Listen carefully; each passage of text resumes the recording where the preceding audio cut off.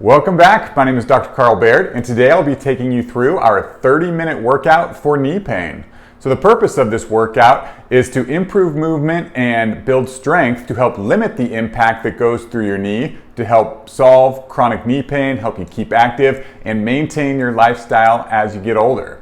So keep in mind, this is our level 4 workout, so the exercises in this workout are going to be more advanced. If you haven't already, be sure to check out our level 1, 2, and 3 workouts where we help you build the foundation for movement and strength so that you can perform this workout without re-aggravating your knee. That's the last thing we want to do with any of these workouts, is do something that might make your knee pain worse. So be sure you build that foundation before you get started. All you're going to need for this workout is a medium-sized kettlebell. If you have a couple different weights, that might help, and our red resistance bands. So go ahead and grab those and let's get started. We're going to go ahead and start with a warm-up to get our body ready for this workout. So we're going to start with a couple hip mobilization drills. Let's get our feet wide, and then all we're going to do is bend the knee while keeping this leg straight. And you're just going to slowly move back and forth. So bend in my left leg. And I want to feel the stretch on the inside here, but I can also feel it on the hip here. Then we're just going to stand back up and come down, bending the right leg, keeping that left leg straight. Again, I'm feeling the stretch on the inside here and in that hip joint on the right. So we're just, again, getting our hips and muscles ready for a lot of these workouts, because we're going to be working a lot of our hip and leg muscles today. Good. So again, it's kind of whatever feels good, wherever you feel tightest. If you want, you can kind of put your hands on the ground, do a back and forth like this. It's just whatever feels good for you. Whatever feels like it needs to be stretched. And we got one more here. Nice work. All right, then we're going to come into our lunge position, and we're just going to do a little hip flexor stretch here. Stretch out the front of our hips. So from here, all we're going to do, bend forward over this front leg, and we want to feel the stretch on this back leg is where we want to really feel that pull. We're going to spend the first 30 seconds easing in and out of that position.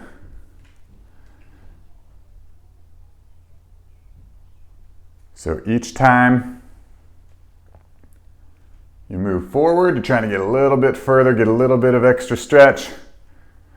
And then on this last one, we're going to go as far as we can and hold. So we're going to spend the last 30 seconds holding here.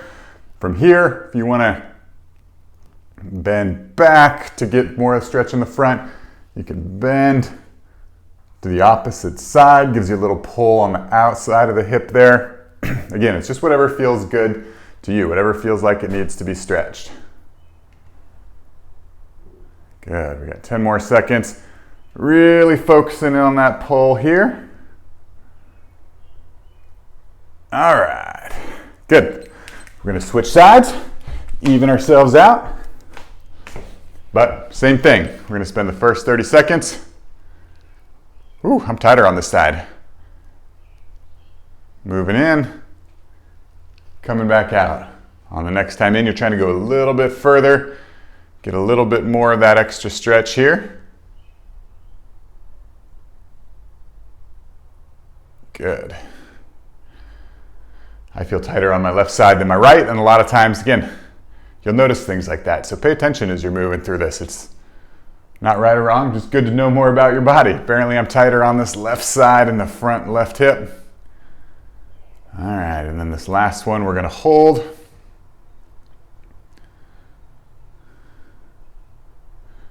For 30 seconds. And again, you can bend back, you can bend to the side, but just really focusing on stretching the front side of that back leg, your hip flexor and that quad muscle. Really important to keep those loose for knee pain. A lot of those people with knee pain, those muscles are really tight. All right, good. Next, we're gonna move into a little yoga mobility flow. So this might be advanced, especially if you have limited mobility in your hips. These might be difficult positions to get into. If that's the case, just keep going with these two while we take you through our yoga mobility flow. So we're gonna start in this high plank position. We're gonna slowly lower ourselves down to the ground, dropping the knees and pressing up. Stretch out that front side here. We're gonna curl our toes, come into this downward dog position, pedal out the feet, stretching hamstrings, calves. You can press through your hands, get a little bit of like a shoulder, upper body stretch. And then from there, we're gonna take our right foot, put it to the outside of our right hand. Take your right hand, you're gonna twist up. So nice full body stretch. You can keep that back leg up or you can bring it down, whatever is comfortable for you. Again, this is a lot of times a limiting factor if somebody has some tightness in the hips. So if you're having a hard time getting this foot up, keep doing the standing hip mobilization that we did earlier while we go through this. Good. Back into that down dog. We're gonna pedal out again. Hamstrings, calves. Again, if you're feeling tight in that upper back, you can press through those hands, bring your chest down a little bit more. Then we're gonna do the same thing on the left side. Left foot, outside of left hand. Bring that left hand up. Reaching back, stretching that mid back. Bringing that hand down. Let's actually drop that left elbow on this side. You'll feel that stretch in the hip a little bit more. Good. All right, back to our down dog, last time here. So really pedal out anything that's feeling tight.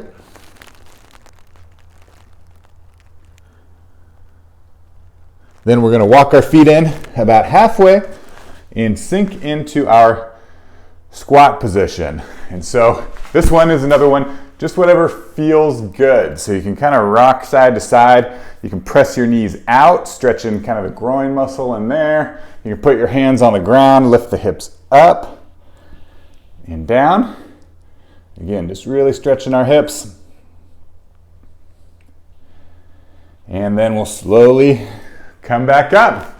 Your legs should be nice and loose now, ready for this workout. So, to get started, we are gonna do banded glute bridges. So this one, it's gonna be our glute bridge, but we're gonna add some resistance with a band. The hardest part is figuring out how to get this band in the right position. All we're gonna do with this big hole in the middle, you're gonna twist one side so it forms this figure eight, and then you're gonna take from right in the middle those two circles so you get kind of double loops like this. Then we'll head on to the ground. Put that band around our feet. Keep your feet hip width apart, but you're gonna hook the band around your knees, right here. And then, I'll scoot down a bit. Tall people problems. All right, good. And so from there, all we're gonna do is a glute bridge.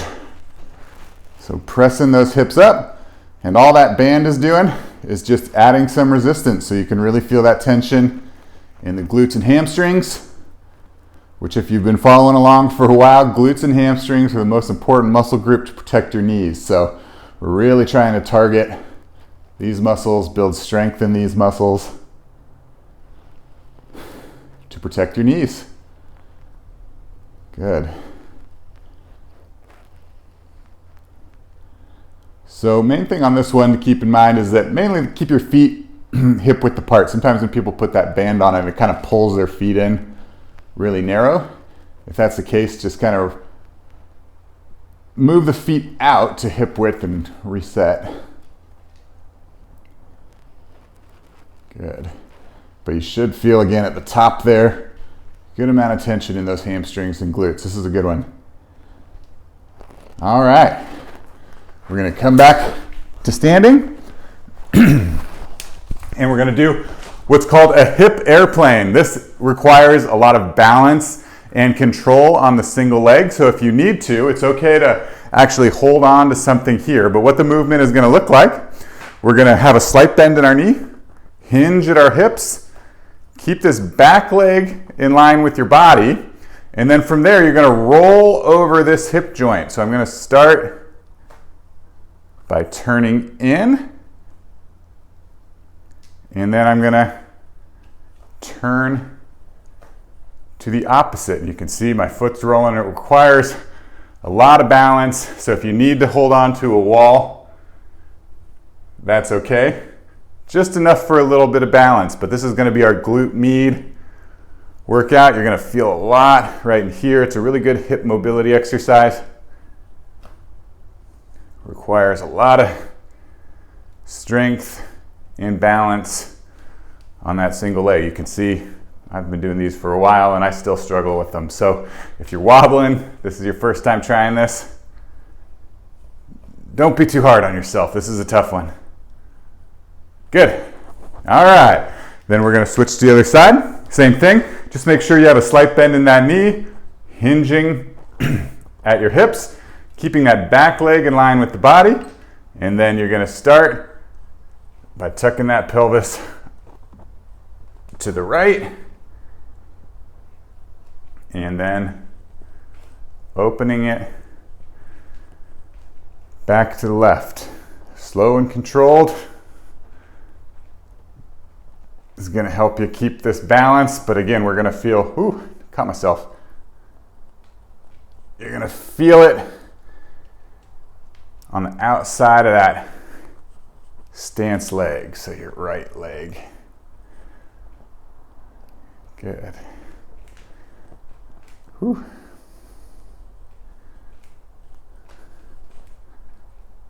Nice work. I'm not talking as much through this one because I'm really concentrating on the balance. Whew. Again, be close to a wall for this one. And don't get frustrated if it's difficult. That is a very difficult exercise, but it's really, if you did it right, you can really feel it on the outside of the hips there. All right, and now we're going to move right into another single leg strength and balance exercise. These are our single leg deadlifts. So it's actually a similar movement to the hip airplanes that we just did, where we're on a stance leg, but for now, we're just going to really practice that hinging. So if I'm on my left leg, I'm just going to bring my right hand down and back up. So the main thing with this one is you want to keep a nice straight spine while you're hinging at the hip. So I could go lower, but we don't need to be rounding at that lower back. That's the most common mistake I see people make on this one. So again, really keep that spine nice and straight. You're hinging at the hips. You'll feel a lot of tension in the back of the leg on this one. And just come back to the top. Other things to pay attention to: this back leg. Try to make sure that back leg, so my right leg, that glute's engaged. Back to the top. Make sure that you have a slight bend in that stance leg. You don't want to lock out your knees on this one. That can put a lot of pressure on the knee joint itself, which we want to avoid. Ooh. Again, it's another balance one, as you can see. So if you do fall out of it, it's okay. Just reset and get back into it. And we're going to switch to the other side. So talk you through it. Slight bend in that left leg, keeping this back leg in line with the body, glutes engaged. And then from there, if I'm on my right leg, my left leg reaches down just to the point where I feel tension in my hamstring, so I'm not rounding my back like that, and stand back up. Good. And again, at the bottom, it should feel a lot in those hamstring and hips, hamstring and glutes. Nice work. Keeping that back leg engaged. Again, slow and controlled. This isn't about how many reps you can get in the minute. It's how long you can balance on that stance leg. So we want to avoid falling as much as we can. But again, these two require a lot of balance and strength on the single leg, which was really important for knee pain. That's why I include these at the end, because they're really going to help you protect your knee when you get into the real world. Walking, running, hiking, all these things are one-legged activities. We want to have strength in that single leg. All right, next one, we're going to move into our functional core training. So we're going to grab our kettlebell for the day, and we're going to do what's called a suitcase carry. So I'm not actually going to be able to carry it around the room, but you can. I'm just going to hold and do the suitcase march that we did in round 2, level 2 of our knee pain workout. But it's going to be the same thing. You're going to put a slight squeeze on this kettlebell. That'll create tension up the arm, roll the shoulders back, and then you're just going to walk up and back across the room. So I don't have quite that luxury. I'm hooked to a microphone here and in a small space. So I'm just going to march in place, but you can walk around the room. The main things that you're really trying to avoid are letting the weight kind of pull you this way, using your counterweight to balance this way, and these kind of walks that are like this. But it is important that we do kind of get this core activated. And so I recommend, if it's possible, to have a medium to heavier weight available. When you have that medium to heavier weight, it forces your core to really kick on as you control this weight. Sometimes if it's too light, you get the balance and that work, but you don't get that core strength that we're really going for with this exercise. So if you have access to a heavier weight, grab it, try it out. Should be fun. All right, good. We're going to switch sides. So again, light grip on the weight, create tension in the arm, roll those shoulders back, keep it nice and straight, inline spine. And then again, you can walk around the room. I will just help you march in place. It's totally fine as well.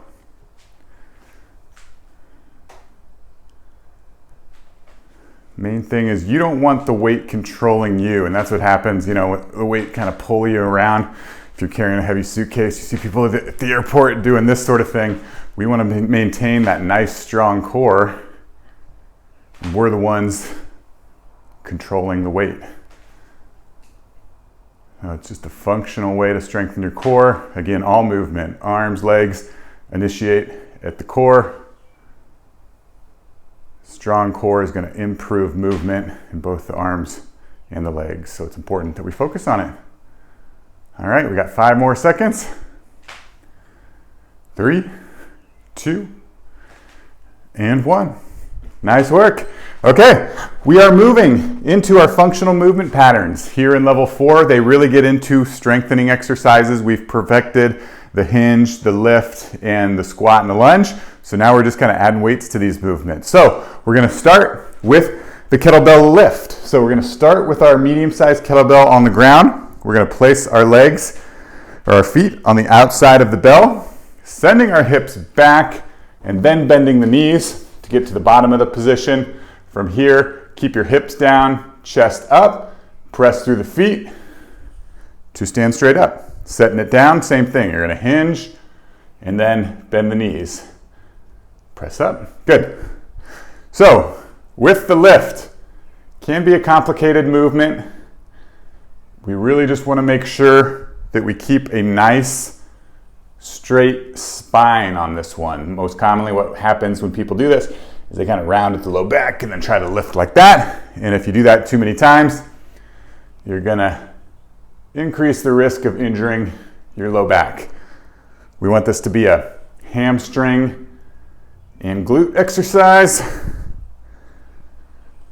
to protect our knees. So that's where we want to feel it, in those hamstring and glutes. Nice work. Got 2 more. Again, slow and controlled with this one. Really paying attention to where you feel that work. Again, we want hamstring and glutes. If you're feeling anything in the low back, really slow down. Take your time to perfect the movement before getting too crazy with it. All right. Next, we're moving on to our squats. So we perfected the squats in levels 1, 2, and 3. Now all we're going to do is add weight. with a goblet squat. So all you're going to do, hold that weight as close to your body as possible. I use kettlebells. You can use a dumbbell as well. And then from there, we drop it down and back up. Nothing fancy with this one. But this is how you solve that chronic joint pain with strength. You perfect the movements without any weight, which is what we did in level 1. In level 2, we really ingrain those movement patterns. Now we got to build strength in those movements, because for the real world stuff, whatever it is that you like to do, running, walking, hiking, anything, you got to have the strength to do it, the strength and the confidence to do it. And that's how you solve pain with strength. That's what this whole channel is about. But if you don't have that foundation down and you just start adding weights and you don't quite know how to squat, or there's problems with the form, that's where injury can happen. So that's why, if you haven't yet, check out level 1 and 2. We cover it in there. All right, nice work.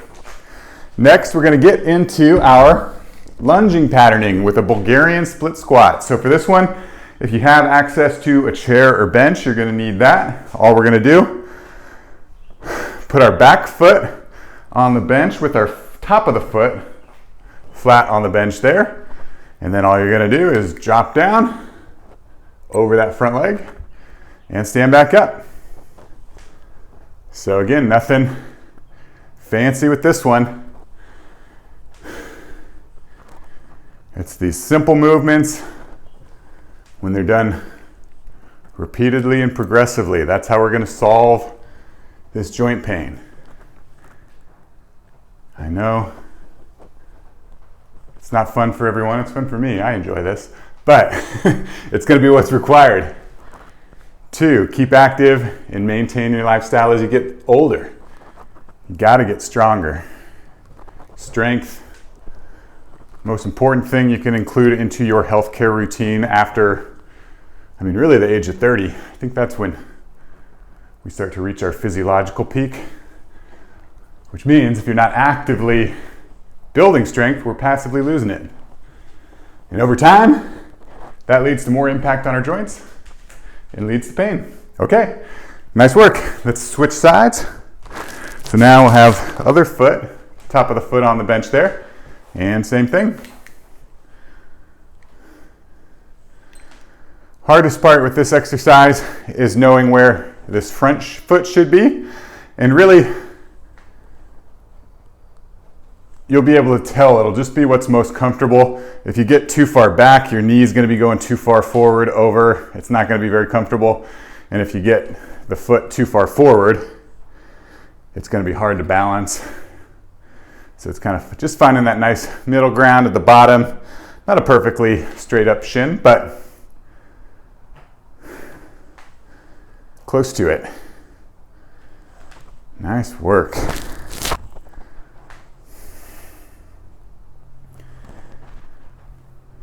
You can see this level 4. This is a pretty good workout. I'm breathing heavy. Nice work.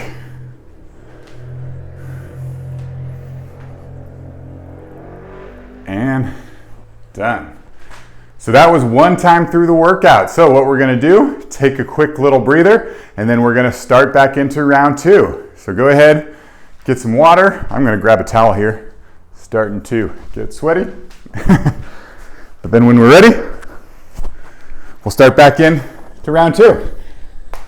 So we're not going to repeat the warm-up. We're going to start with our glute bridges. So again, reminder how to make that loop. You've got this big loop here. One twist, create that figure 8. Grab it right in the middle. And that'll create those 2 loops. Try to get them even. And then from there, you wrap them around your feet. Remember, we want to keep them about hip width apart. Wrap them over your knees. Make sure there's room for the microphone. Nice work. All right. Let's go ahead and get started. Round 2. You've got the movements down. Now it's just getting through those times, minute each. Nice work. Again, really focusing glutes and hamstrings on this one. Nice. You can catch your breath on the glute bridge here. Really kind of slow it down in through your nose. Not as kind of full body, physically challenging as some of those other ones. So this is a good time to just catch your breath, get work in those glutes, and get ready for those hip airplanes, which are coming next. All right, nice work. We'll stand on back up and we'll get back to those hip airplanes. So what we're gonna do is, remember, slightly bent knee. We don't want to lock out our knee here. Get into the position, hinging at the hips, keeping a straight back, trying to keep that back leg in line with the body here. And then you're going to twist over one side and open up. So again, this is one where being close to a wall, it's probably going to be beneficial for you. Just so you can, not so you're leaning on the wall like that, but you just have your fingers there that if you feel like you're going to fall out of the position, you can kind of just tap the wall to regain your balance. Good. We're going to switch sides. We're going to break this into 2 rounds. 2 rounds of 30 seconds. Round 2, always a bit harder. So we're still going for a minute each side. We're just breaking it into 2 30 seconds rounds. Nice.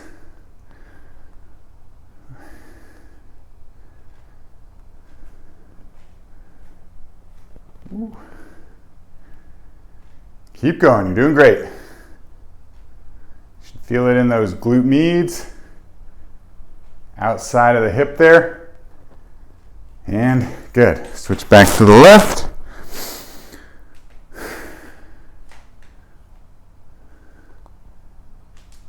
Twisting those hips.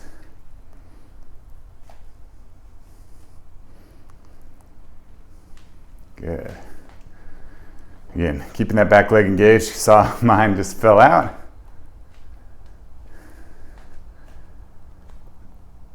Last one. Whew. Good. All right. Go back. Last 30 seconds here on the right. Keeping that back leg straight.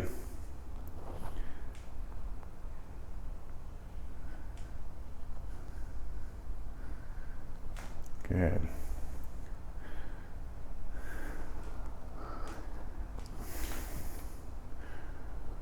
Whew.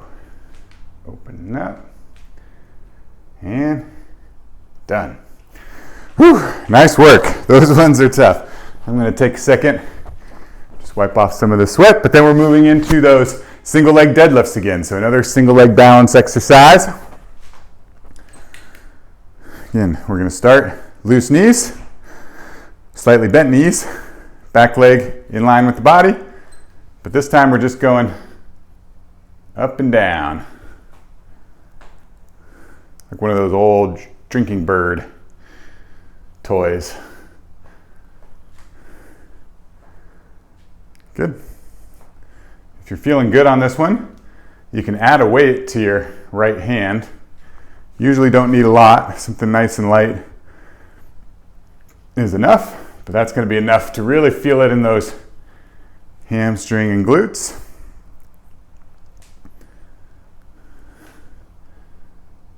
Good.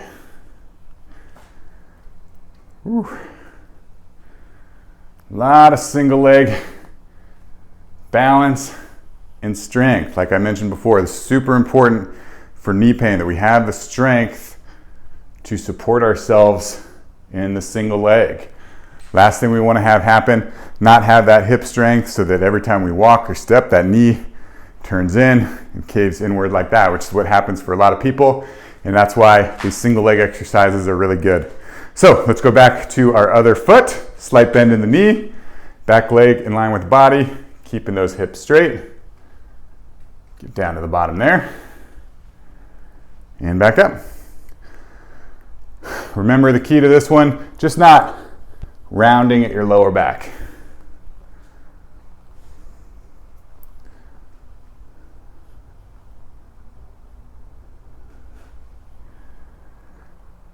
You're hinging at the hips, keeping that slight bend in the knee, back leg in line with the body, feeling that tension in the back of the legs.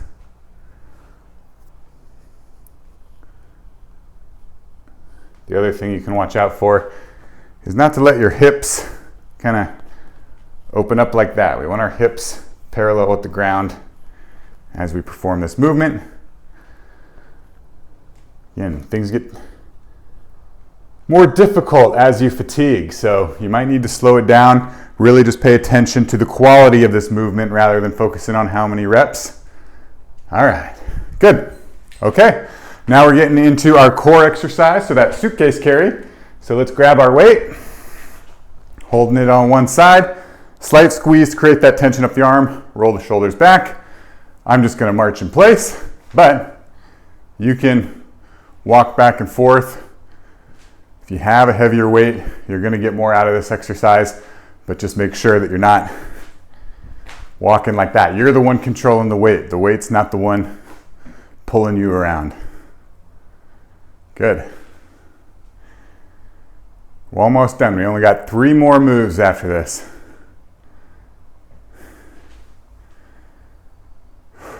You're doing great. Again, this is level 4, so it's meant to be the most difficult of the workouts, but you're going to feel really good afterwards. That's the best part about working out. Sometimes it sucks to go through it, but afterwards, when I start my day, it just feels so much better. All right, so we're going to switch sides.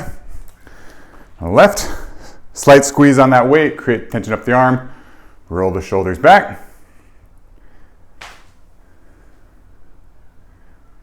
And we're walking in place.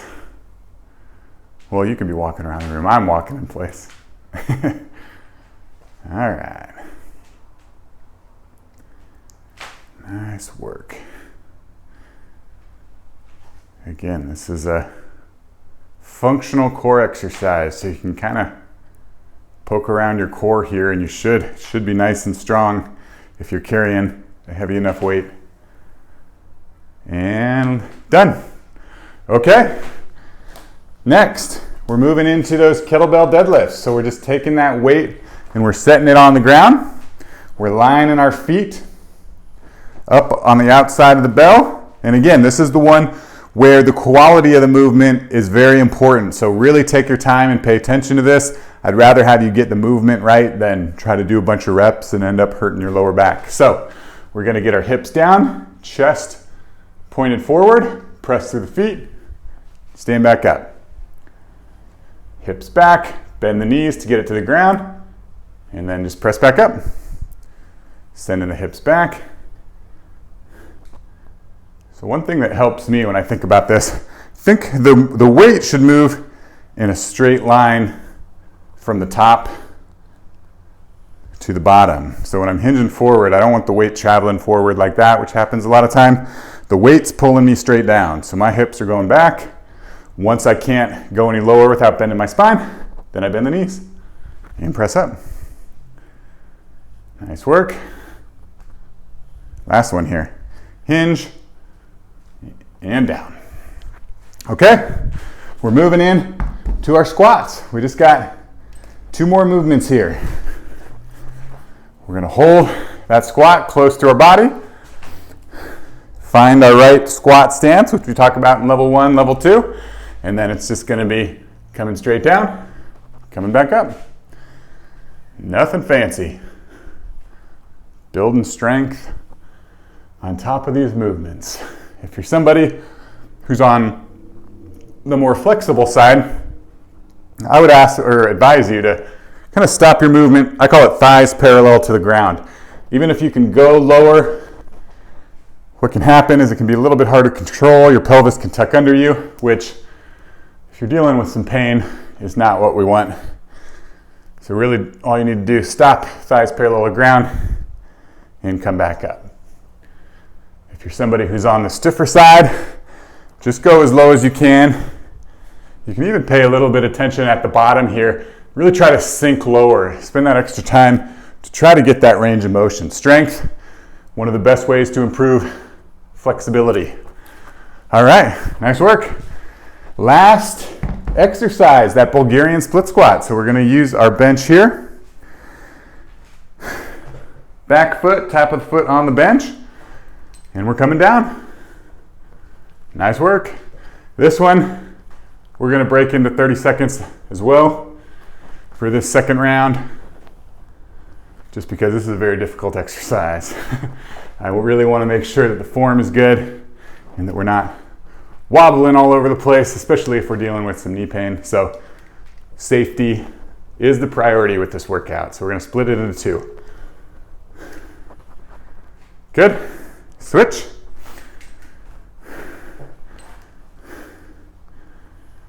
You're almost done. I always put this one last. People, generally their least favorite. So once you're done with this exercise, you're done with the workout. Do a little cool down, take a shower, get ready for your day. Last one here. All right, back to the left. Last 30 seconds on each side. You're almost done. Nice work. Whew.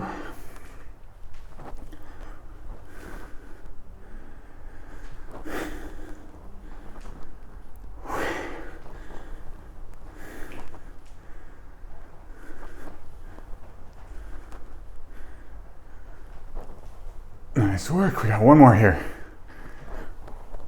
All right, I'm done on the left. Switching to the right. Nice work.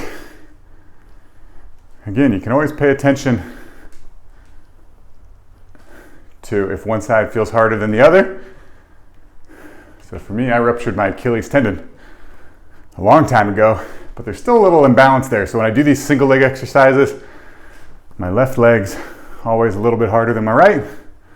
Which again, not right or wrong, just the more you know about your body.